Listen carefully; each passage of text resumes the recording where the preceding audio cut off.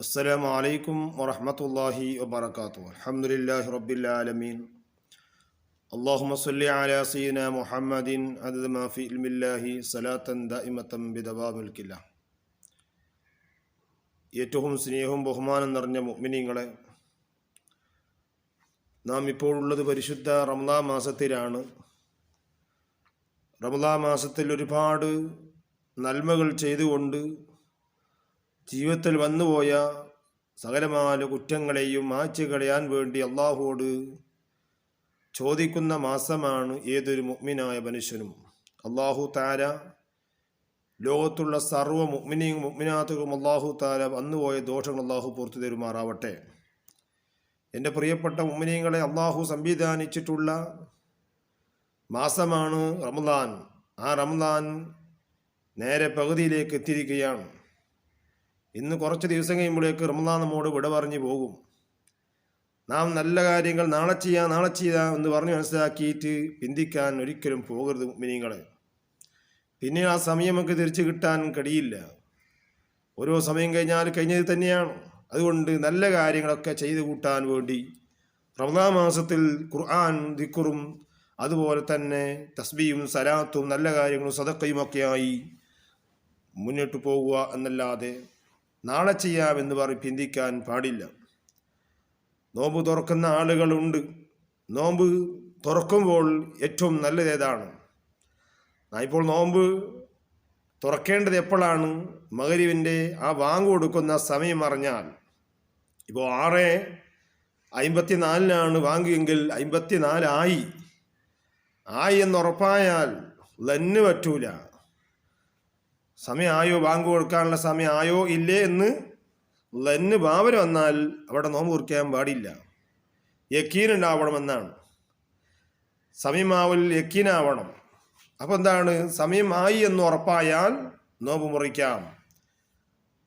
ചിലപ്പോൾ സമയം 6:00 ആണ് സമയം, 6:35 എന്നിട്ട് ബാങ്ക് കൊടുത്തിട്ടില്ലല്ലോ, അതുകൊണ്ട് ഞാൻ മുറിക്കുന്നില്ലല്ല. സമയം ആവലാണ് ഷർത്ത്. ബാങ്ക് കൊടുക്കേണ്ട സമയമായാൽ നോമ്പ് മുറിക്കാം. സമയം ആയിട്ടില്ല എന്ന് തന്നുണ്ടെങ്കിലോ അവിടെ മുറിക്കാൻ പാടില്ല. ഭാവന ആയിട്ടുണ്ടോ ഇല്ലേ എന്നുള്ള ഇസ്കാലുണ്ടെങ്കിൽ മുറിക്കാൻ പാടില്ല.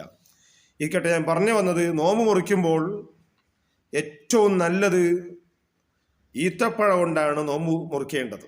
നോമ്പ് മുറിക്കുമ്പോൾ ഈത്തപ്പഴം കിട്ടുമെങ്കിൽ ഈത്തപ്പഴം കൊണ്ടാണ് നോമ്പ് മുറിക്കൽ ഏറ്റവും നല്ലത്. അത് 3 ആവലാണ്. ഒരു ഈത്തപ്പഴത്തിന് 3 ഇതാക്കിയിട്ട് എന്താക്കുക, 3 പീസാക്കിയിട്ടോ അല്ലെങ്കിൽ ഒന്നിനെ തന്നെ 3 പീസാക്കിയിട്ടോ അല്ലെങ്കിൽ 3 ആയിട്ടോ എങ്ങനെയായാലും 3 വയ്ക്കൽ എന്താണ്? അതാണ് ഏറ്റവും നല്ലത്.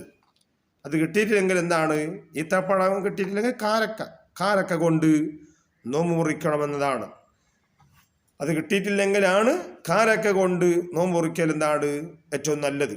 അത് കിട്ടിയില്ലെങ്കിൽ വെള്ളം കൊണ്ട് നോമ്പ് മുറിക്കാം. വെള്ളം കൊണ്ട് വെച്ച് ഏറ്റവും നല്ലത് സംസം വെള്ളം ആവലാണ് നല്ലത്. സംസം വെള്ളം കിട്ടുകയാണെങ്കിൽ അതുകൊണ്ട് എന്താക്കാം, നോമ്പ് മുറിക്കാം. അപ്പോൾ നോമ്പ് മുറിക്കൽ ഈത്തപ്പഴ കൊണ്ടാവാം, അതില്ലെങ്കിൽ കാരക്ക കൊണ്ടാവാം, അതില്ലെങ്കിൽ വെള്ളം കൊണ്ടാവണം. ഇത് വെള്ളം കിട്ടിയിട്ടില്ല, നല്ല പ്യൂറായ വെള്ളം കിട്ടിയില്ലെങ്കിലോ, അപ്പോൾ വെള്ളം കിട്ടിയിട്ടില്ലെങ്കിൽ മുന്തിരിങ്ങ പോലത്തെ ഏതെങ്കിലും ജ്യൂസ്, വേവിക്കാത്ത ഏതൊരു വസ്തുവായിട്ടുള്ള വെള്ളമായാലും, ജ്യൂസ് ഇതൊക്കെ ഉണ്ടാവുമല്ലോ, അപ്പോൾ ഏത് ജ്യൂസായാലും വിരോധമില്ല.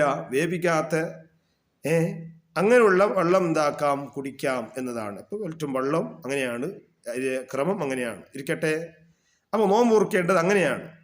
ഇത് നോമ്പ് മുറിപ്പിക്കുന്നവർക്ക് കിട്ടുന്ന പ്രതിഫലം എന്താണ്? ഒരാളെ നോമ്പ് മുറിക്കാൻ വേണ്ടി ക്ഷണിച്ചാൽ നോമ്പ് മുറിപ്പിക്കുന്നവർക്ക് എന്ത് കിട്ടും? നബി സല്ലല്ലാഹു അലൈഹി വസല്ലം തങ്ങൾ പറഞ്ഞു, നോമ്പ് തുറപ്പിക്കുന്നവർക്ക് ഒരുപാട് മഹത്വങ്ങളുണ്ട്. ഒന്ന് റസൂലുള്ളാഹി സ്വല്ലല്ലാഹു അലൈഹി വസല്ലം പറഞ്ഞു, മൻ ഫത്തറ സായിമൻ കാന ലഹു മിസ്ലു അജ്രിഹി ഗൈറ അന്നഹു ലാ യൻഖുസു മിൻ അജ്രി സായിമി ശൈഉൻ.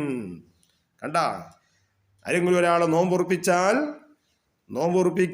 ഉറപ്പിച്ചു കഴിഞ്ഞാൽ, ഞാൻ ഇപ്പോൾ ഒരാളെ കൊണ്ടുവന്ന് അയാളെ നോമ്പ് ഉറപ്പിച്ചാൽ അയാൾ കിട്ടുന്ന എന്താണോ പ്രതിഫലം, അത് നേരെ അതിൻ്റെ ഒരു വസ്തുവും കുറയാത്ത തന്നെ അതിൻ്റെ പ്രതിഫലം എനിക്ക് ഇങ്ങോട്ട് കിട്ടും. അപ്പം ആരെയായാലും നോമ്പ് ഉറപ്പിക്കാൻ വേണ്ടി ക്ഷണിച്ചാൽ നോമ്പ് ഉറപ്പിക്കുന്ന എന്തെല്ലാം മഹത്വം പ്രതിഫലം കിട്ടുന്നുണ്ടോ അതിൽ നിന്നൊന്നും കുറയുകയില്ല.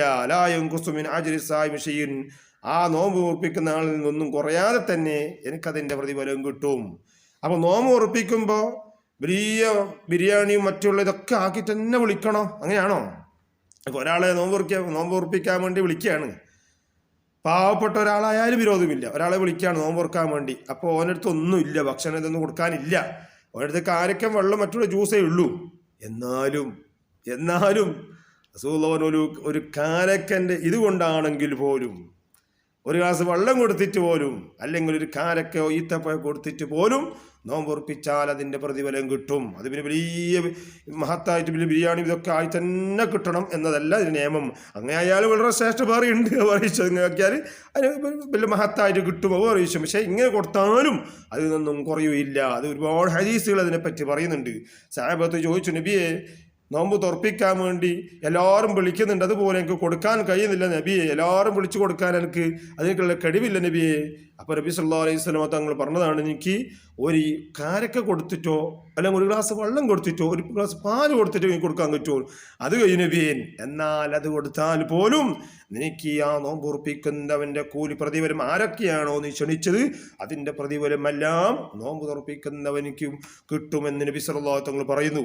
അപ്പോൾ നമ്മൾ ഈ മഹലിൽ ഒരുപാട് ആൾ 200-300 ആളുകൾക്ക് നോമ്പ് കൊടുക്കുന്നുണ്ട്.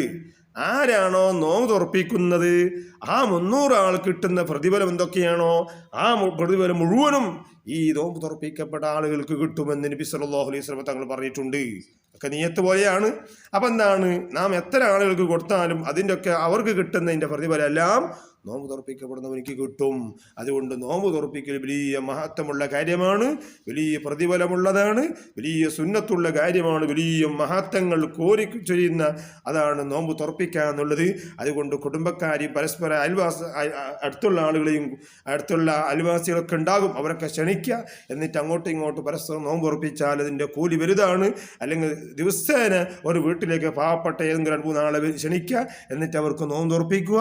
എത്ര കൂലിയാണ് കിട്ടുക, അവർക്ക് എന്തെല്ലാം പ്രതിഫലം കിട്ടുന്നുണ്ടോ അതിൻ്റെ പ്രതിഫലം എല്ലാം നമുക്കും കിട്ടും, നോമ്പ് തുറപ്പിക്കപ്പെടുന്നവനിക്കും കിട്ടും.